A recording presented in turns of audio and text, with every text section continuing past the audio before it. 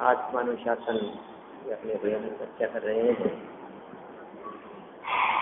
और ये प्रकरण काफी लंबा समय हो गया, कुछ ख्याल में नहीं होगा कहाँ क्या चल रहा था और क्या क्या चर्चा है, क्या प्रसंग है। सवा मिनट क्या 187 नंबर से शुरू करेंगे अपन। Page number 180, page number 180। परलोक में कौन सुखी और कौन दुखी, माने इसका निर्णय कैसे हो कि परलोक में कौन सुखी होगा और कौन दुखी होगा। देखिए, परलोक शब्द का प्रयोग तो भविष्य के संदर्भ में ही होगा। जो जिस जीव का वर्तमान भाव है वो उसका परलोक नहीं हो सकता है, ठीक है। इसलिए आगामी भाव जो नहीं देखा गया है, जो नहीं प्राप्त हुआ है, उसे ही हम परलोक कह करके पुकारेंगे। और ये कह रहे हैं परलोक में कौन सुखी होगा और कौन दुखी होगा, तो इसका निर्णय वर्तमान भाव में ही हो जाता है। माने वर्तमान भाव को देख करके ही यह बात कही जा सकती है कि ये व्यक्ति तो परलोक में सुखी होगा और ये व्यक्ति परलोक में दुखी होगा। वर्तमान स्थिति की बात है, जैसा वर्तमान में देखें वैसा हम भविष्य के बारे में कथन कर सकते हैं। तो क्या देखा और क्या किस आधार पर निर्णय किया, तो ये कह रहे हैं सकल त्याग में ही सुख और विपरीत ग्रहण में महादुखी। जिसने यहाँ सकल त्याग किया वो सुखी है और इससे विपरीत यदि पदार्थों का ग्रहण किया तो वो महादुखी है। और एक बात और विशेष कह दी कि जो यहाँ सुखी है वो वहाँ भी सुखी होगा और जो यहाँ दुखी है वो परलोक में भी दुखी होगा। कि कैसे कहते हो आप, इसलिए कहते हैं कि यहाँ सुखी का मतलब सुख पावे संतोषी प्राणी। यहाँ जो सहज संतोष में रहता हुआ सुखी है, निश्चित रूप से वो भविष्य में भी सुखी होगा, क्योंकि यहाँ सहज है ना। वो जो व्यक्ति यहाँ सहज है, जिस व्यक्ति को यहाँ पंचेंद्रिय विषय भोगों के प्रति आसक्ति नहीं है, आकांक्षा नहीं है और अधिक धन संग्रह की, बहुत आडंबर, बहुत परिग्रह की जिसकी भावना नहीं है, इसका मतलब वो व्यक्ति हाँ यहीं से बांध के ले जाएगा ना। इसका मतलब वो व्यक्ति जो यहाँ है उसके पास में, उसमें सहज संतुष्ट है, परलोक में भी सुखी होगा। हाँ? ऐसा कह सकते हैं अपन कि जो यहाँ बहुत आरंभ और बहुत परिग्रह रखने की आकुलता में दुखी है, वो व्यक्ति नरक आयु बांध करके भविष्य में भी दुखी होगा।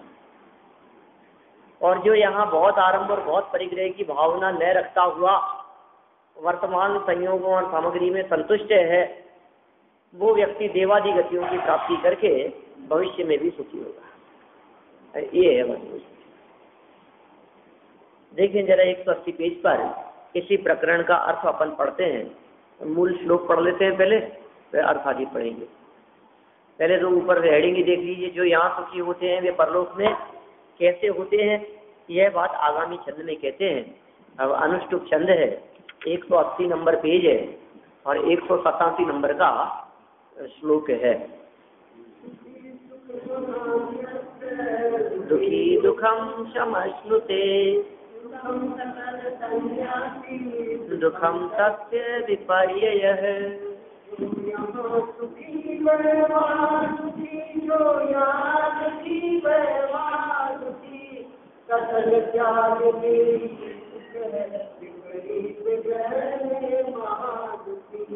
देखिए कितना सुंदर बात कह दी है इन्होंने।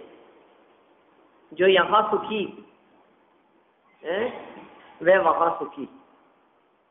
वहाँ मतलब कहा कि परलोक में, यहाँ मतलब क्या कि इस लोक में।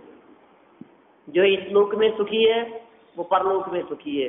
इस लोक में माने इस जीवन में, और परलोक में माने जीवन पूरा हो जाने के बाद किसी दूसरे भाव में। यहाँ लोक शब्द का अर्थ भव समझना चाहिए। इस लोक माने इस भाव और परलोक माने पर भाव, क्योंकि लोक तो एक ही है।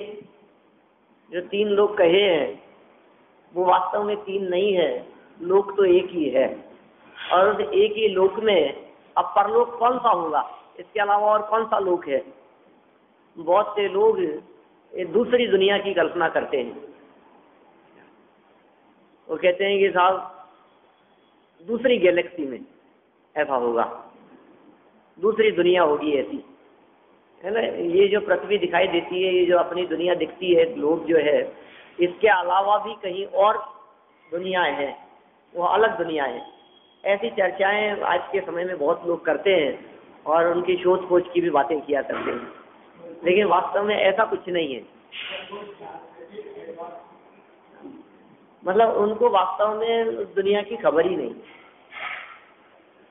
जो परलोक जो है उसकी वास्तव में खबर न होने के कारण ऐसी स्थिति बनती है। परलोक का मतलब परभव है। अब वो यही बगल में भी यदि जन्म ले ले, मान लीजिए यहाँ से मर करके पड़ोस में भी जन्म ले लिया तो वो परलोक ही है। और पड़ोस में क्या उसी घर में जन्म ले ले, जरूरी थोड़ी ना मनुष्य बन के, क्या चूहा बन के घर में जन्म ले ले, बोलो नहीं हो सकता है। राजा का जीव, बोलो आप अपने ही घर में भिष्टा में कीड़ा हो गया, सेठ का जीव है कि नहीं है? सब 7 दिन की आयु शेष बची थी, महाराज ने अवधि ज्ञान पूर्वक कह दिया कि ये मर करके भिष्टा में कीड़ा होगा, अपने ही घर में कीड़ा हो गया, तो बोलो वो उनका परलोक है या नहीं है?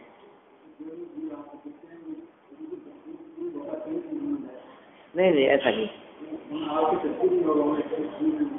मेरे से सुनिए आपने, लेकिन अधूरी सुनिए बात, ठीक है। जिनसे आप चर्चा करते हुए देखे जाते हैं, जिनसे आपकी चर्चा वार्ता दिखती है, इसका मतलब है उनका आपका कहीं न कहीं पूर्व भाव में कोई न कोई ब्लड रिलेशन रहा है, ऐसा नहीं है। माने समझ लीजिए आप कहीं न कहीं वो आपके पिता पुत्र माता पिता रहे हैं। कब? जिनसे आप बात करते हुए देखे जा रहे हैं। और वो सड़क चलते किसी व्यक्ति से भी पूछ लिया आपने, ऐसा टाइम क्या हुआ है, क्या भाई साहब इधर जाना है, ये रास्ता बता दो, इसका मतलब वो भी कहीं ना कहीं पूर्व जन्मों में हमारा संबंध ही रहा है। उसके अलावा बोलता ही नहीं किसी दुकान वाले से, बस वाले से, ऑटो वाले से, रिक्शे वाले से, सब्जी वालों से, ये मटर क्या भाव दिए ये पूछ करके आगे बढ़ गए और उसने कहा कि 10 रुपये पाव, जो भी उसने रेट बताई हो। समझिए आप, ये जो चर्चा हो रही है किसी भी व्यक्ति से, ऐसा नहीं समझना चाहिए कि जिससे अभी हमने बात नहीं करी इसका मतलब उससे कोई संबंध नहीं रहा है, क्योंकि अनंत जीवों के साथ में अनंतानंत जन्मों में सब प्रकार के संबंध बने हुए हैं।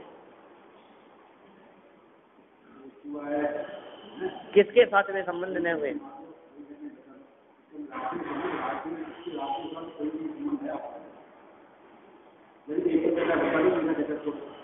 ऐसा नहीं कहा जा सकता, ऐसा नहीं कहा जा सकता है। कोई जरूरी है कि पूर्व भाव के कारण ही राहु हो, वर्तमान में के कारण नहीं हो सकता। इसमें एक समस्या खड़ी होगी। समस्या ये खड़ी होगी कि ये जो चर्चाएं उठाई गई है, ये सब उठी है चर्चाएं भरत जी के 923 पुत्रों से। शास्त्र में आगम में जहाँ चर्चा उठी ना, वो चर्चा उठी है भरत जी के 923 पुत्रों से। वे जन्म से किसी से बोले ही नहीं, जन्म लेने के बाद में 8-9 साल के हो गए और किसी से एक शब्द भी नहीं बोले, बोलते ही नहीं। ऋषभ देव को केवल ज्ञान हो गया तो भरत जी ने जाकर के पूछा कि ये जो मेरे बेटे हैं ये सब बोलते ही नहीं है और ये तो कुछ बात जचती नहीं है, मैं चक्रवर्ती और हमारे यहाँ इस तरह के अंग भंग संतान होना, ये बात तो कुछ जचती नहीं है, ऐसा तो होता नहीं है, होना नहीं चाहिए। इतना हीन पुण्य है क्या मेरा? भरत जी का राग तो था उन बच्चों के प्रति, लेकिन उन बच्चों के साथ में किसी प्रकार का कोई संबंध नहीं था, कोई रिलेशन नहीं था पूर्व जन्म का। नहीं केवल भरत जी के साथ में, किसी के भी साथ में कोई रिलेशन नहीं था, तो वे बोलते किससे? क्यों नहीं था कोई रिलेशन? क्योंकि वे सब निकले थे नित्य निगोद से। किससे बोलते? नित्य निगोद में तो कोई किसी के माता पिता थे नहीं, अनंत काल तक नित्य निगोद में ही थे वे निकले ही नित्य निगोद से थे। और नित्य निगोद से निकलने के बाद में उन्होंने तो जन्म मरण लिया ही नहीं था, कभी मनुष्य बने ही नहीं थे, कभी तिरंज आदि में किसी के गर्भ से जन्म लिया ही नहीं था उन्होंने। किससे संबंध होता? किससे बोलते? पूर्व जन्म का किसी से कोई संबंध ही नहीं था। फिर क्या हुआ कि ऋषभदेव स्वामी ने कहा कि नहीं नहीं ऐसा नहीं है, ये बोलते हैं और बोल सकते हैं, ये देखो बोलेंगे अभी। और फिर वे 923 के 923 बोले। क्या बोले? उन्होंने बोल करके बतलाया। और क्या बोले कि पिताजी हमें दीक्षा के आज्ञा प्रदान करें। पूरे जीवन में एक ही वाक्य बोले और उन्होंने आज्ञा दी और फिर उन्होंने दीक्षा ले ली। 8-9 साल की उम्र में उन सब बालकों ने दीक्षा ले ली ऋषभदेव स्वामी के समूह शरण में। बोले तो क्या बोले? किससे बोले? क्या बोले? कोई बोलने लायक ही नहीं दिखता है, कोई बोलने योग्य ही नहीं दिखाई देता है। और कितनी सुंदर उन्होंने बात कही कि दीक्षा की आज्ञा प्रदान करें, बस सबके सब। और सबने दीक्षा ली ऋषभदेव के समूह शरण में आदिनाथ भगवान के समक्ष, और सबके सब उसी भाव से मोक्ष चले गए। दूसरे भवी नहीं, कभी स्वर्ग ही नहीं गए, कभी नरक ही नहीं गए। अब आप सोचिए कैसी स्थिति होगी। कभी गाय भैंस कुत्ता बिल्ली नहीं बने, हुए ना? भाव परावर्तन नहीं हुआ, भाव और भाव, बाकी 3 परावर्तन तो होते ही। नित्य निगोदिया जीवों के द्रव्य परावर्तन, क्षेत्र परावर्तन और काल परावर्तन, ये 3 परावर्तन होते हैं नित्य निगोदिया जीवों के। भाव और भाव परावर्तन नहीं होते, निकलने के बाद में नहीं करते। ऐसी स्थितियां भी बन जाती है। अब हम आपसे पूछते हैं कि उनके प्रति भरत जी को राग खाया नहीं, तो बोले क्यों नहीं? राग तो था लेकिन पूर्व का संबंध नहीं था। अब आपका ये कहना है कि यदि राग दिखाई दे रहा है तो पूर्व का संबंध होना चाहिए, जबकि ऐसा तो है नहीं। चल नहीं, बस वर्तमान में राग तो दिख रहा है, ठीक है ना, बहुत तीव्र राग है, लेकिन पूर्व का संबंध नहीं है। ये बात सिद्ध हुई ना इससे। तो इसलिए किसी को बचाने का भाव, कि किसी को मारने का भाव, रक्षा रक्षा का भाव, ये इस बात को सूचित नहीं करता कि पूर्व जन्म में संबंध रहा होगा। लेकिन ये बात आप मान करके चलिए कि सबके साथ में, क्योंकि अनंत काल हो गया भाई संसार में परिभ्रमण करते हुए, अनंत काल हो गया है। अनंत काल में कहाँ कहाँ इसने कितने जन्म मरण धारण किए हैं, उन अनंत जन्मों में किन किन के साथ में किस किस प्रकार के संबंध रहे हैं, तो सबके साथ में कोई ना कोई रिलेशन अवश्य रहे। यहाँ तो परलोक की व्याख्या करते हुए कह रहे हैं कि यह जीवन पूरा हो जाने के पश्चात जो नवीन जन्म धारण किया उसका नाम है परलोक। भले पड़ोस में जन्म ले लेवे या अपने ही घर में जन्म ले लेवे, अरे मच्छर बन के भी यदि अपने ही घर में जन्म लिया तो भी परलोक है उसके लिए। परभव, परभव को ही यहाँ परलोक कहा गया है कि परलोक में कौन सुखी और कौन दुखी, ये प्रकरण यहाँ प्रारंभ किया है। हाँ, लेकिन वो दूसरा लोक नहीं है यहाँ। दूसरा लोक का मतलब दूसरा भाव, यार जो यहाँ सुखी है वो परभव में सुखी होगा, जो यहाँ दुखी है परभव में भी दुखी होगा। इसका एक और हेतु बतलाऊं आपको कि जो सुखी है इसका मतलब वो साता वेद नहीं बांध रहा है, और जो वर्तमान में दुखी है वो असाता वेद नहीं बांध रहा है। जो असाता वेद नहीं बांध रहा है वो भविष्य में दुख उठाएगा, और जो साता वेद नहीं बांध रहा है वो भविष्य में भी सुख उठाएगा। असाता वेदनी कर्म के आश्रम के कारण बतलाते हुए उमा स्वामी आचार्य देव ने कहा ऐसा, दुख शोक तापा क्रंदन वध परिदेव नान्यात्म परोभय स्थानान्य असद वेद्यत से। दुखी होना, दुखी करना, सारा जगत सारी दुनिया ये कहती है कि दूसरों को दुखी करोगे तो असाता कर्म बांधोगी। दूसरों को पीड़ा नहीं करना, दूसरों को पीड़ित नहीं करना, दूसरों को परेशान नहीं करना। आत्मने प्रतिकूलानि परेशान न समाचरेत, गीता का वाक्य है ये। श्री कृष्ण कहते हैं गीता में कि आत्मने प्रतिकूलानि परेशान न समाचरेत, जैसा व्यवहार आपको स्वयं के साथ पसंद न हो वैसा व्यवहार दूसरे के साथ में ना करें। जैन शास्त्र की नहीं है लाइन, गीता में लिखी है। तो क्या कहा है कि आप यदि स्वयं ऐसा चाहते हैं कि मैं परेशान नहीं हूं तो आप दूसरों को भी परेशान ना करें। आपको यदि अपशब्द सुनना स्वयं को पसंद नहीं है तो आप किसी दूसरे को भी अपशब्द ना कहें। ये तो सारी दुनिया करती है बात। दूसरे को दुखी नहीं करें, दूसरे को परेशान नहीं करें, उससे पाप कर्म बंधेगा, उससे असाता वेदनी कर्म बंधेगा, ये तो सब बात करते हैं। लेकिन ये जैन दर्शन क्या कह रहा है, उमा स्वामी आचार्य क्या कह रहे हैं कि दूसरों को दुखी करने से तो असाता वेदनी कर्म बंधता ही है, लेकिन यदि आप स्वयं दुखी होते हैं तो उससे भी असाता वेदनी कर्म बनता है।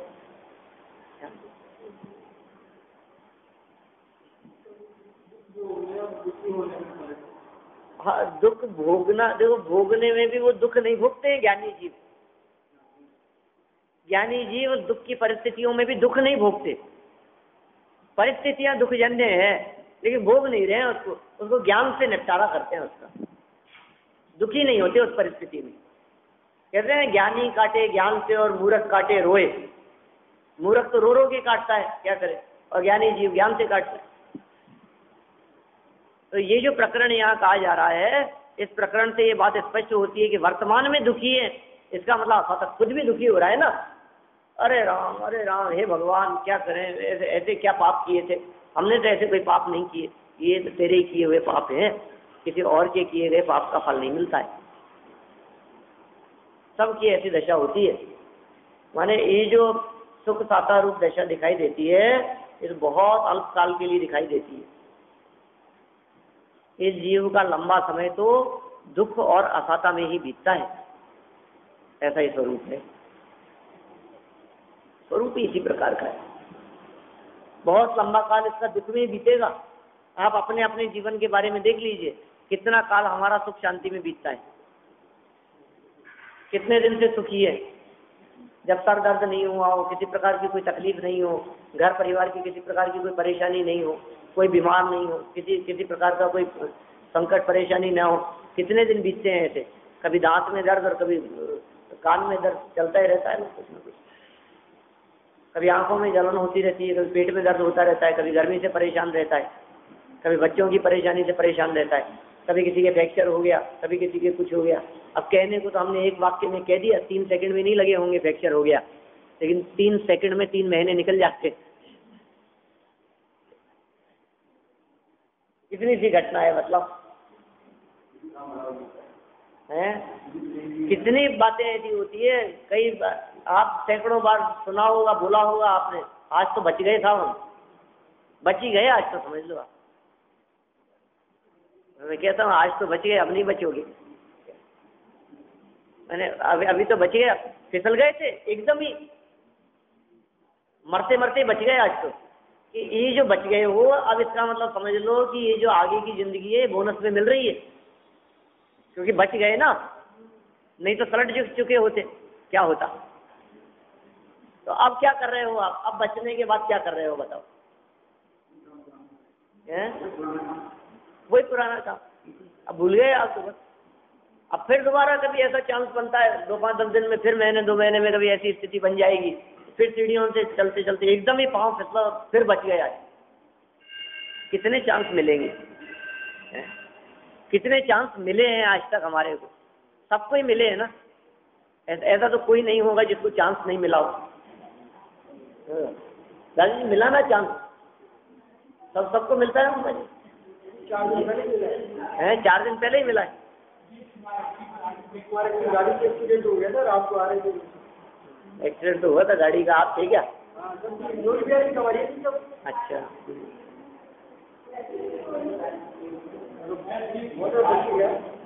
अच्छा, बोलो आप। अब बच गए तो अब क्या किया ये बताओ आप। हैं? कौन? अच्छा अभी यहाँ आ गए वो तो ठीक है, कोई बात नहीं। ये किसने कहा आपसे? ऐसा नहीं है बिल्कुल भी, परिणामों के अनुसार है। ठीक है, क्या होता पता नहीं, कौन से भाव में जाते। असाता वेदनी कर्म बंधता है भैया, ऐसा पाप कर्म बंधता है। अपन ने पहले बहुत चर्चा की इसके संदर्भ में, जब ये प्रकरण चला था। मैंने अभी चर्चा भी की, 20 दिन पहले भी चर्चा की है इसके संदर्भ में। वहाँ भी 8 कर्मों के आश्रम के कारण चलाए मैंने एक जगह पर पूरे। सरल जहाँ सभा थी, सब तरह के श्रोता होते, कहीं गहन अभ्यासी श्रोता थे, तो कहीं बहुत सरल विषय सुनने वाले लोग थे, ऐसा है। चलिए तो अपन बढ़ते हैं आगे। 180 पेज पे देखिए नीचे। जो इस लोक में सुखी है वे परलोक में भी सुख पाते हैं, और जो इस लोक में दुखी है, इस लोक में दुखी है मतलब जो वर्तमान में परेशान रहते हैं, तकलीफ में रहते हैं, हाय हाय करते रहते हैं, वो इस लोक में दुखी है। वे परलोक में भी दुख पाते हैं, क्योंकि वे वर्तमान परेशानियों से अपाता वेदनी कर्म को बांध रहे हैं। वस्तु का सर्व प्रकार से त्याग सुख है, और इसके विपरीत पर वस्तु का ग्रहण वो दुख है। देखिए भावार्थ, माने ये और मार्मिक बात कही है, पर वस्तु का ग्रहण दुख है, और इसमें अपने को सुख लगता है। अपने को क्या लगता है, जैसे जैसे पर वस्तुओं का ग्रहण करते रहेंगे वैसे वैसे हमारे को सुख मिलेगा। ये भी मिल जाए हमारे को सुखी हो जाए, ये मिल जाए सुखी हो जाए, ये और मिल जाना चाहिए, ये तो और बढ़ जाना चाहिए। सामग्री को बढ़ाने में, इकट्ठा करने में ये जीव सुख मानता रहता है। तो कह रहे हैं कि ये बहुत बड़ा भ्रम है आपको। ये पर वस्तुओं के ग्रहण में दुखी होता है, सुख नहीं होता है, क्योंकि पर वस्तुओं का ग्रहण करने की आकुलता, मिलने से पहले आकुलता, ठीक है ना, ये मिल जाए मिल जाए मिल जाए, इन परिणामों से वर्तमान में दुखी है। और वे कदाचित मिल जाए तो फिर मिलने के बाद में चले न जाएं, इस परिणाम से आकुलता। चले नहीं जाए, मिल तो गए, अब नहीं चले जाए, ठीक है ना, अब नहीं खो जाए, ऐसा होता है कि नहीं। और वो आकुलता तो होगी वर्तमान में भोगने की आकुलता, खराब न हो जाए इस बात की आकुलता।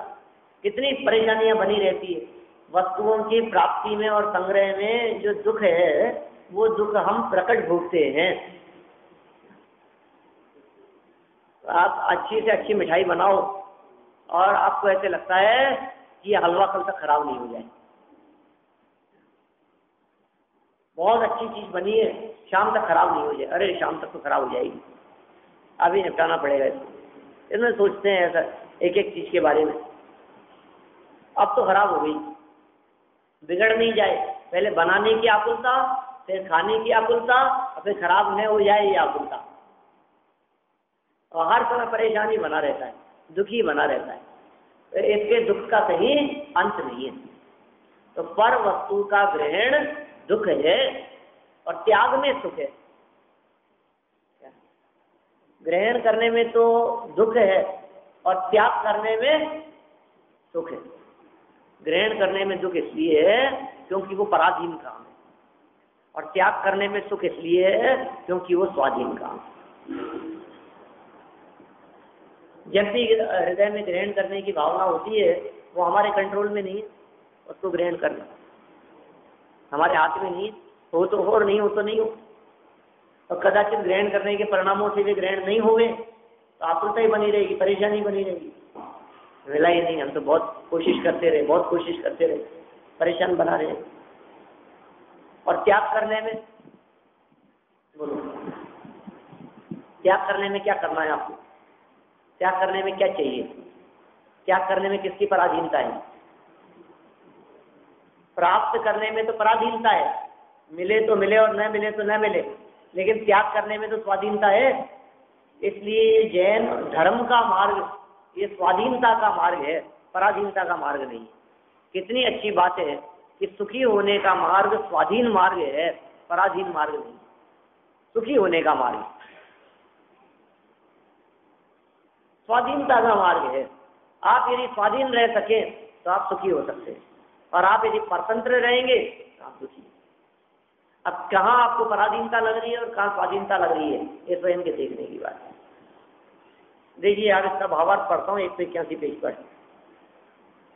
कुछ लोगों को ऐसा भ्रम होता है कि वर्तमान सुखों को छोड़कर कष्ट सहने से परलोक में सुख होता है। वर्तमान भोगों को छोड़ करके आनंदित रहने से तो सुख मिलेगा, लेकिन कोई व्यक्ति ऐसा सोचे कि मैं यदि अभी कष्ट सहूंगा तो भविष्य में सुख मिलेगा, ऐसा नहीं। कुछ लोगों को ऐसा भ्रम होता है कि वर्तमान सुखों को छोड़कर कष्ट सहने से परलोक में सुख होता है, लेकिन परलोक तो परोक्ष है, न जाने वहां क्या होगा। इसलिए यहाँ के सुखों को छोड़कर दुख सहना उचित नहीं है। उन्हें समझाते हुए आचार्य देव कहते हैं कि यहाँ दुखी होने से परलोक में सुख मिलेगा, ऐसा भ्रम मत करो। जो यहाँ सुखी होता है वही परलोक में सुखी होता है, और जो यहाँ दुखी होता है वह परलोक में भी दुखी होता है। ये पढ़ा था अपन ने शायद पहले। मैंने आचार्य देव ये बात कह रहे हैं, ऐसा भ्रम मत रखना कि थोड़ा बहुत कष्ट पालो। ये जो है ना, जितने घर में माता पिता दिखाई देते हैं सब बच्चों को बेवकूफ बनाते हैं कि बच्चों को खेलने नहीं देते, सब बच्चों को डांटते रहते हैं, और सब कहते हैं कि नहीं नहीं थोड़ा सा अभी पढ़ लिख लेगा तो फिर आगे आराम पाएगा। अभी थोड़ी सी तकलीफ है, कोई दिक्कत नहीं, अभी अभी सब खेलना वेलना सब बंद करो, क्या अभी थोड़ी सी तकलीफ पालो और बाद में सुख मिलेगा तुम्हारे। आचार्य देव कह रहे हैं कि ये सब धोखा है, बेवकूफ बनाने वाली बात है। आप लोग कहेंगे कि बच्चों को भड़काते हो, लेकिन कोई बच्चा नहीं है तब कह रहा हूँ मैं बात। हाँ, वो अभी खेलना चाहता है, और पता है क्या कहते हैं कि देख सचिन तेंदुलकर कितना बड़ा है फिर भी खेलता है ना। तो ऐसे बड़ा होकर के तो भी क्रिकेट खेलना, बड़ा होकर के क्या खेलेगा फिर? खेलने की उम्र तो अभी है उसकी। आप अभी थोड़ा सा कष्ट पालो और भविष्य में सुख मिलेगा। ये सब कहते हैं ऐसा, अभी की थोड़ी सी तकलीफ लेकिन भविष्य का आराम। यहाँ कह रहे हैं ऐसा बिल्कुल नहीं, ये भ्रम। वर्तमान में सुखी होता है वो भविष्य में सुखी होता है, और जो वर्तमान में दुखी होता है वो भविष्य में दुखी होता है। ये न्याय बता रहे हैं यहाँ पर। देखिए, शास्त्रों में ऐसा कहा है, प्रश्न कर रहा है, प्रश्न करता, तर्क कर रहा है वो। शास्त्रों में ऐसा कहा है कि विषय सुख भोगने वाला दुख प्राप्त करता है, और तपश्चरणादि कष्ट सहने वाला सुख प्राप्त करता है। फिर आप ऐसा कैसे कहते हो? बोलो, इसने क्या तर्क दिया कि जो वर्तमान में सुख भोगेगा, माने विषय सुखों को भोगेगा, वो दुख पाएगा, और जो तपश्चरणादि कष्ट सहेगा वो सुख पाएगा। ये तो शास्त्र में लिखा है, आप उल्टी बात क्यों करते हो? समझ में आई बात? तो ये कह रहे हैं तुम बाह्य सामग्री में सुख दुख होना मानते हो, परंतु ये तुम्हारा भ्रम है। हम तो यहाँ सच्चे सुख की बात कर रहे हैं भाई, हम यहाँ बाह्य सामग्री में सुख दुख की बात नहीं कर रहे। तुम्हें तो ऐसा लगता है कि टीवी देखने में मजा आता है, तुम्हें तो ऐसे लगता है कि खाने पीने में मजा आता है, तुम्हें तो घूमने फिरने में मजा आता है, पंचेंद्रीय विषय भोगों को भोगने में आनंद आता है, उसकी यहाँ बात नहीं कर रहे। अपने परिणामों में आकुलता नहीं होना सुख है, ये बात है। सुख क्या है ये समझ लो आप। अपने परिणामों में आकुलता नहीं होना तो सुख है, और आकुलता होना दुख है। अब इससे लगाओ आप बात। यदि आप वर्तमान में आकुलता के कारण दुखी हैं तो भविष्य में भी दुखी हो, और वर्तमान में आकुलता का नहीं होना सुख है, तो वर्तमान में आकुलता नहीं है ना, तो इसका मतलब ये आकुलित नहीं हो रहा है, इसका मतलब पुण्य बांध रहा है। तो वर्तमान में पुण्य बांध रहा है तो भविष्य में भी सुखी होगा उस पुण्य के फल में। क्या? हाँ, देखिए आकुलता का कारण मोह से पर द्रव्यों का ग्रहण करना है। आकुलता किस वजह से होती है? मोह से होती है, और मोह के कारण पर पदार्थों के ग्रहण करने से होती है। क्योंकि यह जीव पर द्रव्यों को ग्रहण करता है और वे अपने होते नहीं। तो कितनी मार्मिक बात कह रहे हैं। ये पर को अपना बनाना चाहता है, लेकिन पर इसका अपना होता नहीं। वही लिखने वाले, वही व्यक्ति ये चाहता तो है कि ये पर अपना हो जाए, लेकिन वो पर अपना होता ही नहीं है। जग में जिसको निज कहता मैं, वह छोड़ मुझे चल देता है। इसलिए क्या होता है फिर?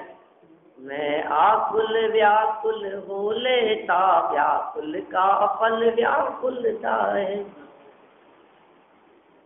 मैं आकुलित व्याकुलित होता रहता हूँ, और आकुलता व्याकुलता का फल क्या होता है? कि फल भी आकुलता व्याकुलता है। पूजाओं के अर्थ भी चलाए हमने। देव गुरु पूजा का अर्थ, सिद्ध पूजन का अर्थ, शिवंदर पूजन का अर्थ, मतलब लोग पूजा तो करते हैं, दैनिक पूजन करते हैं, विशेष अवसरों पर पूजाएं करते हैं, लेकिन पूजन का भाव नहीं समझते, अर्थ नहीं समझते। तो क्या कह रहे हैं कि पदार्थों को ग्रहण करने के संदर्भ में होने वाली आकुलता, वो इसकी पीड़ा का कारण बनता है, क्योंकि ये ग्रहण करना चाहता है और पर पदार्थ इसका होता नहीं, पर इसका होता ही नहीं है। मैं जिसको अपना कहता हूँ वो मेरा अपना होता ही नहीं है, वो छोड़ करके चल देता है तो परेशान रहता है। इसलिए कहते हैं कि यदि तू पर को अपना मानना ही छोड़ दे तो कहीं दुख का काम ही नहीं, आकुलता का काम ही नहीं। एक उदाहरण पहले भी दिया है। दो बालिकाएं थी, पहले भी सुना होगा आपने, और वे दोनों बचपन से साथ में रहती थी और साथ में खेलती कूदती थी, साथ में पढ़ाई लिखाई करती थी, साथ में भोजन करती थी, साथ में बाजार जाना घूमना फिरना साथ में रहती थी दोनों। दो में से एक की शादी हो गई और ससुराल चले गई, और दूसरी ने आजीवन ब्रह्मचर्य से रहने का नक्की किया। ठीक है, जिसकी शादी हो गई थी 2 महीने में ही उसके पति का स्वर्गवास हो गया और वो वापस लौट करके उसी घर में आ गई। अब वापस वो दोनों साथ में रहने लगी। अब वही साथ में उठती बैठती है, साथ में खाती पीती है, रहती है, लेकिन उन दोनों में से एक तो अपार दुखी है और एक परम सुखी है। वो जैसे पहले रहती थी ना, क्या 4 महीने पहले जैसे थी, बचपन से जैसे साथ में थी, बिल्कुल वैसे की वैसे ही। अब बोलो आप, एक बहुत दुखी और एक बहुत सुखी। मैं आपसे पूछता हूँ, वो दुखी क्यों है और वो सुखी क्यों है?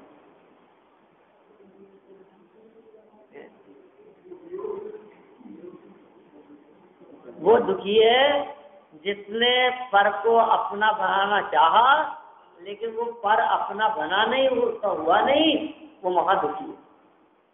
और दूसरे ने सोचा कि पर अपना होता ही नहीं है, क्या वो सुखी है। और ये इसके दुख का कारण है ना। इसके दुख का कारण क्या है, ये क्यों दुखी है? हम आपसे पूछते हैं अब क्या परेशानी है, बतलाओ मेरे को। अब वो पहले जैसे नहीं रह सकती क्या सुखी? कैसे रहे? मैंने जिसको अपना बनाना चाहा था और जिसको अपना समझा था, वो छोड़ करके चला गया, तो अब तो जीवन भर दुख के अलावा कुछ नहीं दिखता है। दुख ही दुख दिखाई देता है कि क्यों दुखी है वो, और वो दुखी क्यों है? परिस्थितियां तो दोनों के साथ में एक जैसी है ना। उसने शादी की नहीं और उसका पति रहा नहीं। बोलो, अब दोनों के साथ में पति नहीं है ना। बात तो एक जैसी है ना, कि एक जैसी कहते हैं एक जैसी कैसे है बात दोनों? माने ये व्यक्ति जब दूसरे पदार्थ को, दूसरी वस्तु को, दूसरे व्यक्तियों को, दूसरे जीवों को, पर संयोगों को अपना बनाने की चेष्टा करता है, बस समझ लो आप ये व्यक्ति दुखी हुए बिना नहीं रहेगा। पर इसका बनेगा कि नहीं बनेगा, पर इसके साथ में रहेगा कि नहीं रहेगा, पर संयोग इसके क्षेत्र में, इसके संपर्क में कितने लंबे समय तक रहेंगे और कब चले जाएंगे, ये सब अलग बात है। ये तो बात का मैटर है। हम तो ये कह रहे हैं, पहला तो क्या है कि इसने पर को अपना बनाना चाहा, संयोगों को इकट्ठा करना चाहा, पदार्थों को एकत्रित करना चाहा। समझ लीजिए ये व्यक्ति दुखी हुए बिना नहीं रहेगा, क्योंकि जो संयोग है उसका वियोग नियम से होता है, इसलिए दुखी हुए बिना नहीं रहेगा। तो कौन सुखी होगा? कि जो ये मान के चलता है, जो पहले से ही इस बात को स्वीकार करता है कि नहीं नहीं, किसी पर वस्तु को अपना बनाने से कोई पर वस्तु अपनी होती नहीं है, कोई दुनिया में पदार्थ मेरा नहीं है। इसलिए क्या करें? जग को दे दी जग की निधियां, उनको कोई दुखी कर सकता नहीं। उनको कौन दुखी करे? पीछे दो बातें बतलाई थी, एक तो धन और जीवन। जो धन और जीवन के प्रति आसक्त है वो परेशान है, और जो धन और जीवन की जिसे परवाह नहीं है उसको कोई दुखी कर ही नहीं सकता। बोलो कोई व्यक्ति दुखी करने के लिए क्या करेगा? या तो धन छीनेगा, तो छीन ले भैया, मेरे को धन से मतलब ही नहीं है, मेरे को कोई परेशानी नहीं है, ले जा। यार कैसे परेशान करें? तो देख जान से मार दूंगा तुझे, मार दे। दो चीजों से परेशान होता है ना व्यक्ति, दो बातों का भय रहता है, या तो धन का या जीवन का। और जिसके लिए धन और जीवन दोनों ही अहमियत नहीं रखते, उस व्यक्ति को कोई दुखी नहीं कर सकता। इसलिए वे धन का त्याग करके और जीवन की परवाह नहीं करके जंगल में क्रूर पशुओं के बीच में रहते हैं और परम सुखी रहते हैं। डाकुओं का भी भय नहीं है और क्रूर पशुओं का, जानवरों का भी भय नहीं है। कौन दुखी करे उनको? तो किसको दुखी कर सकते हैं? ये तो कर्म भी और परिस्थितियां भी उन्हीं को दुखी करती है जो इनको बनाए रखना चाहते हैं। एक बहुत सुंदर वाक्य कह दिया यहाँ पर। क्या वाक्य कह दिया?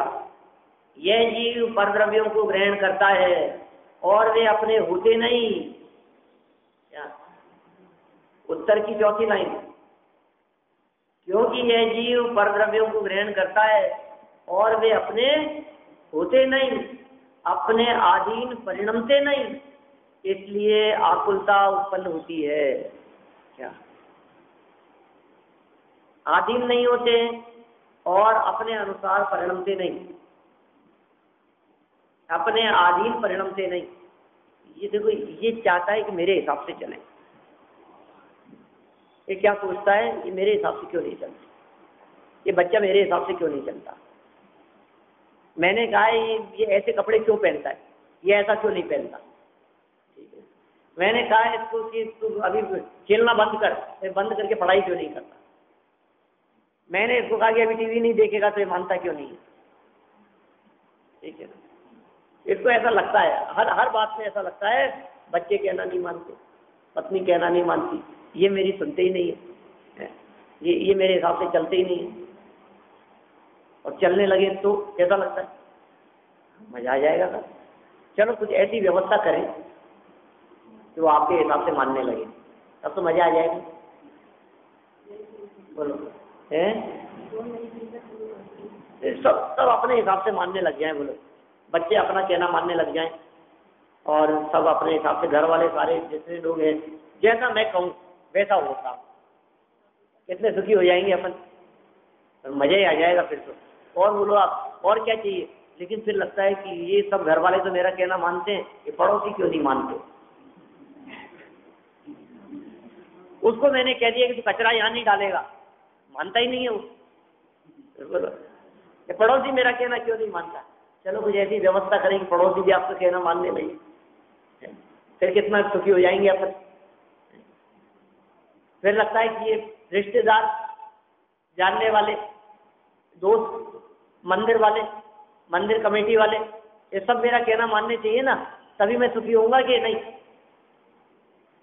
या हम तो ये सोचते हैं सारी दुनिया हमारा कहना माने, सब हमारे हिसाब से चले, कि तू भी किसी का कहना मानेगा क्या? ऐसा लगता है क्या कि भगवान तुझे कहते हैं हम तो भगवान की भी नहीं माने और सोचते हैं कि सब हमारा कहना माने? सोचो तो सही है, सब हमारे हिसाब से चले कि तू भगवान की नहीं, हमें तो किसी की नहीं माननी, हमें तो भगवान की भी नहीं सुननी, ऐसे कैसे चलेगा? ये कह रहे हैं कि सबको अपने हिसाब से परिणमन कराना चाहता है, सबको आधीन परिणमाना चाहता है, ये मेरे हिसाब से चले, ये मेरा कहना माने, ये मेरे हिसाब से होना चाहिए। कहते हैं इसलिए आकुलता उत्पन्न होती है, क्योंकि दुनिया किसी के हिसाब से नहीं चलती। किसी को ठंड लग रही है तो वो सोचता है कि पंखा बंद हो जाए, किसी को गर्मी लग रही है वो कहता है कि बंद क्यों हो गया। क्या करें, पंखा किसके हिसाब से चले, मौसम किसके हिसाब से बदले? किसी को पानी बरसना अच्छा लगता है, किसी को धूप अच्छी लगती है।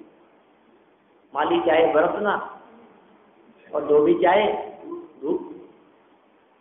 अब क्या करें, ऐसी स्थिति दुनिया में अलग अलग प्रकार के लोग दिखाई देते हैं ना। साधु चाहे बोलना, चोर चाहे चुप। दुकानदार ये कहता है भाई साहब बोलो, आप बोलो तो सही, क्या चाहिए? साहूकार दुकानदार क्या कहता है? वो कहता है आप बोलो, दूसरा दिखाओ। अब कम रेट का चाहिए तो कम रेट का दिखाऊं, और अच्छी क्वालिटी चाहिए तो वो दिखाओ। आप बोलिए तो सही, आपको क्या चाहिए?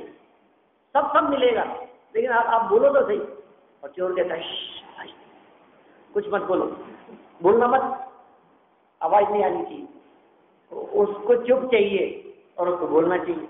अब क्या करें? माली कहता है, किसान कहता है कि बरसात नहीं होगी तो फसल नहीं होगी, बरसात होनी चाहिए। और धोबी कहता है कि 4 दिन हो गए, सूरज ही नहीं निकल रहा है, कपड़े नहीं सूख रहे, काम ही नहीं चल रहा है, करप नहीं लग रही है कपड़ों में बिना धूप के। तो उसको धूप चाहिए, उसको बरसात चाहिए, पानी चाहिए। दुनिया किसके हिसाब से चले? ये कह रहे हैं कि अपने अधीन नहीं परिणमते, यह अपने अधीन परिणमाना चाहता है, इसलिए आकुलित रहता है, इसलिए दुखी रहता है। इसलिए पर द्रव्यों का त्याग करके निराकुल होना ही सुख है। ऐसी दशा होने पर जीव वर्तमान में सुखी होता है और इसके फल में भविष्य में परम सुखी होता है। पर द्रव्य का ग्रहण करके आकुलता करना तो दुख है। ऐसी दशा होने पर जीव वर्तमान में दुखी होता है और भविष्य में भी इसका फल दुख ही है। इस तरह से बहुत मार्मिक बातें कही है।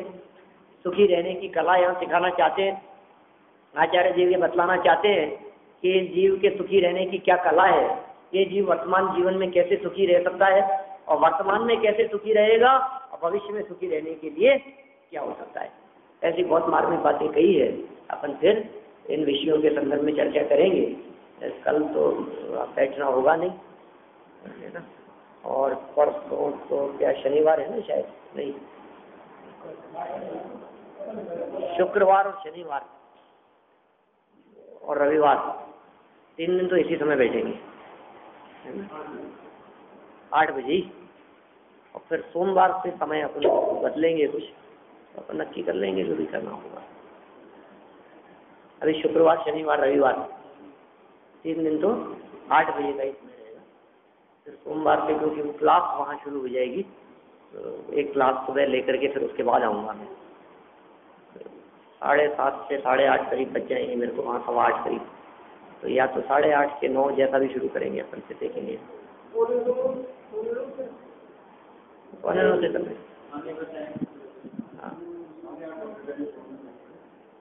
वहाँ जो है 8:15 बजे करीब बंद हो जाएगी क्लास। 7:15 से शुरू करेंगे तो मैक्सिमम 8:15 तक, सुबह 7:15 से 8:15 मान लीजिए आप। अब लेकिन 8:30 में ये है कि आपका कहना है कि फिर पूजन का समय वो पहले भी नहीं हो सकता और बाद में भी नहीं हो सकता, दोनों साइड में गड़बड़ हो जाती है। और 8:30 तो रखा जा सकता है वैसे, 8:45 रखें तो पूजन के बाद हो जाएगा ऐसा। 8 से 9 पूजन, 8 से 8:45 पूजन हो जाए।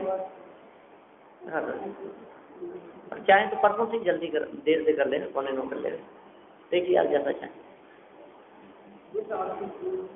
मेरे को तो किसी में कोई ऐतराज नहीं, मुझे तो जब कहोगे तब आ जाऊँगा।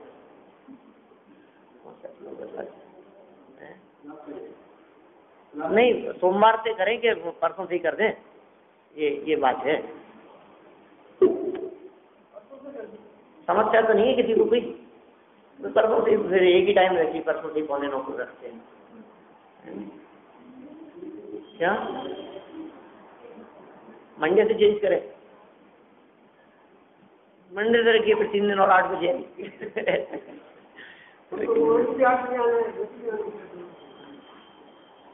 ठीक है, मंडे से रखें, मंडे से रखिए, कोई बात नहीं।